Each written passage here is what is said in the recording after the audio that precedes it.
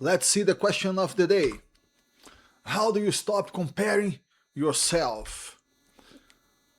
Hello, my friends. I'm Fred. Here we talk about investment, business, real life, and training, all from my personal perspective. So, honestly, maybe you compare yourself, maybe you don't, because comparison is part of being human. The real question isn't how to stop comparing, it's how to stop comparison from destroying you. Let's talk about that. And today's question, I believe that it's a question about training, but also about life. How do you stop comparing? Not just in training, but in your life as a whole. And let me be honest with you right now from the start. If you are asking, how do I completely stop comparing myself? You might be fighting human nature itself. Look, comparison is deeply human. We've always compared ourselves to other people, to stronger people, faster, successful, people that we admire. That's not new. What is new is the scale and the intensity of the comparison today. I grew up in the 80s and the 90s. Back then, I watched Jean Claude Van Damme movie. Bloodsport, kickboxer, all of that. Van Damme was a monster. Perfect body, insane kicks, unreal presence.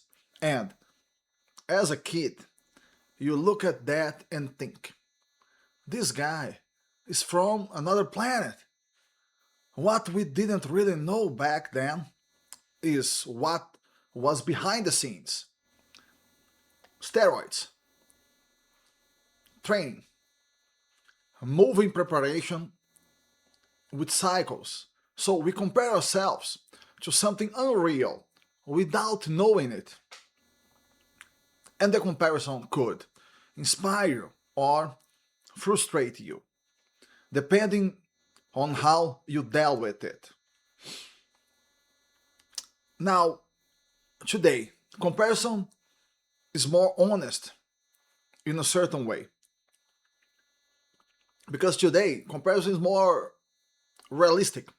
If you see someone on Instagram with an insane physique, you already know there is an enhancement involved, there is genetics involved, there is money and time involved, and a lot of steroids.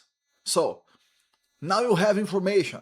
If someone wants that body, they know the price, health risks, medical supervision, long term consequences. That kind of comparison can actually be useful because it brings reality into the picture. You stop fantasizing and start asking, is this really what I want for my life? Here is another important point. Not everyone starts from the same place. Some people are born rich, some people poor, some are more athletic, some are more intelligent, or have better genetics. And that's just part of life. But everyone has something unique to offer. So, you need to ask yourself, why compare paths that were never meant to be equal? Look at me, for example. I train, I kick, I move, I stay active at 46 years old. But I am at the same level as Van Damme in his 20s or early 30s? Of course not. Back then, he was young, training for movies with a full team behind him.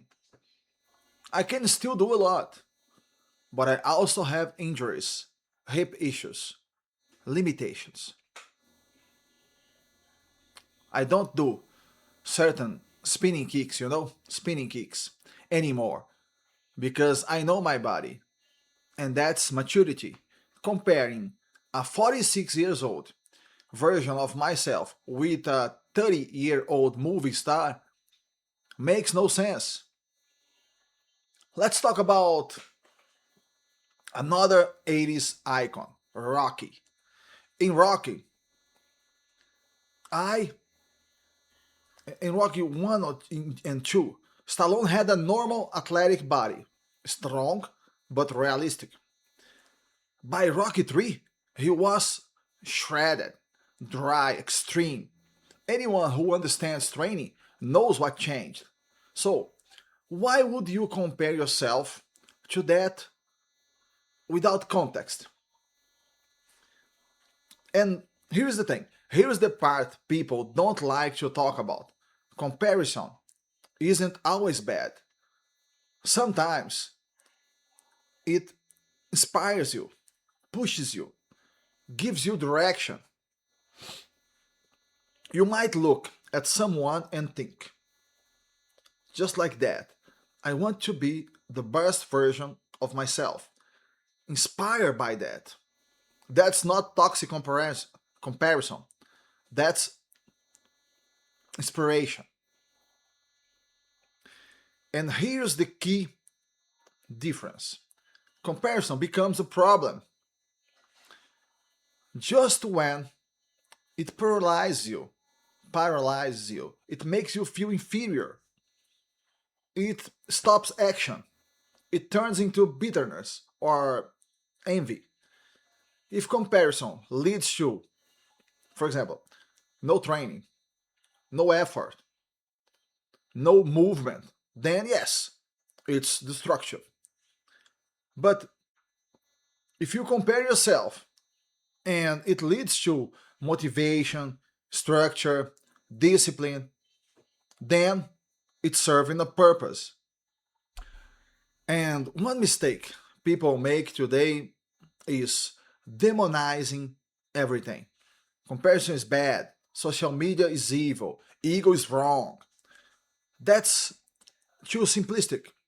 Human beings are complex. Comparison is part of us. And the thing is, the goal isn't to erase it, the goal is to manage it consciously. You basically have two healthy options: focus purely on yourself, ignore others. Focus on your own path, respect your individuality. Great, that's ideal. Now, option two, transform comparison into fuel. If you can't stop comparing, use it as an inspiration, as a direction, or as a reference, not a judgment. Don't let it become self hate. That's the key. Comparison becomes toxic if you compare your behind the scenes with someone else's highlight reel. If you forget context, if you ignore age, genetics, time, and health, that's unfair to yourself. We are still learning how to live with social media, how to live with constant exposure, endless comparison. In many ways, we are still beginners. Excess happens before balance. People go too far, then adjust. That's normal. That's part of the process. So, my honest answer to the question, how do you stop comparing yourself, is this: you don't necessarily need to stop. You need just to understand, control, and use it wisely. Comparison is just human.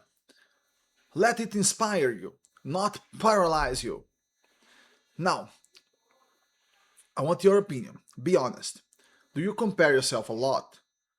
Or does comparison motivate you? Or does it hold you back? Leave a comment. Let's talk about it. Thank you for everyone who is watching this video, and see you in the next one.